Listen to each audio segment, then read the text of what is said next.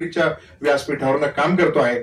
सुदैवाने माझ्या कामाची दखल समाजाने घेऊन गेल्या 3 आठवड्यात मला 3 पुरस्कार मिळाले. 3 आठवड्यापूर्वी मला रोटरीचा इंटरनॅशनल अव्हेन्यू सर्व्हिस अवॉर्ड मिळालेला आहे.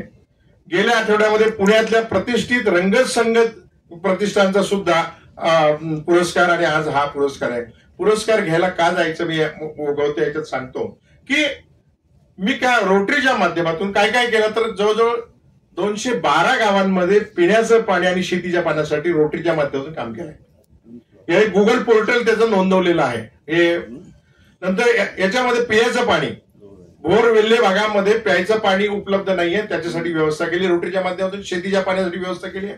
आणि हे करत असताना प्रबोधन होणं गरजेचं आहे, समाजाला याविषयी जागृत करणं आवश्यक आहे. म्हणून मी एक पुस्तकही लिहिलं, अभिनव जलनायक, ज्याच्या आतापर्यंत 2400 कॉपीज गेलेल्या आहेत.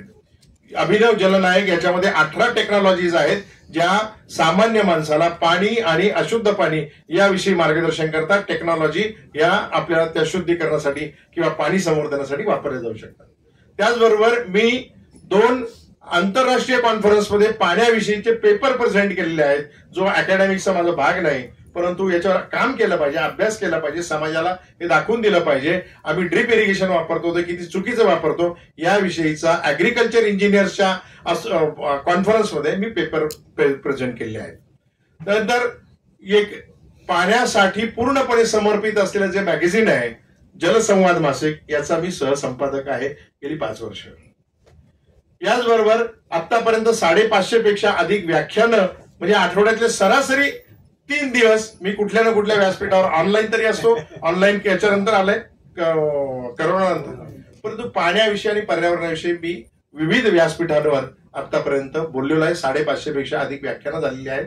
मी पॉडकास्ट निसर्गावर बनवलेलं आहे. 3.5 तासाचं टोटल पॉडकास्टिंग माझं उपलब्ध आहे, जे निसर्गाची नवलाई आपल्याला सांगतं. आणि 100 पेक्षा अधिक लेख मी अॅग्रोवन, सकाळचं प्रकाशन आहे अॅग्रोवन मध्ये आतापर्यंत लिहून झालेत. अजून 30 लेख माझे पुढे पूर्ण. स्वतःसाठी बोलायचं नाही, परंतु इलाज नाही, हे काम केलं पाहिजे. पर्यावरणाचं काम आहे. पर्यावरणाचं काम म्हणजे असं म्हटलं होतं ना, मानवतेची सेवा हीच ईश्वर सेवा. मी त्याच्या पुढचं म्हणतो की सृष्टीची सेवा हीच खरी सेवा. मानवतेच्या पुढची गोष्ट आहे, सृष्टीची सेवा करायला आपण पुढे आलं पाहिजे. तर कारण आपल्या अस्तित्वाचा प्रश्न निर्माण झालेला आहे आणि आपण जर आता हा विध्वंस आपणच केलेला आहे, तेव्हा आपण जर याच्यावर काम नाही केलं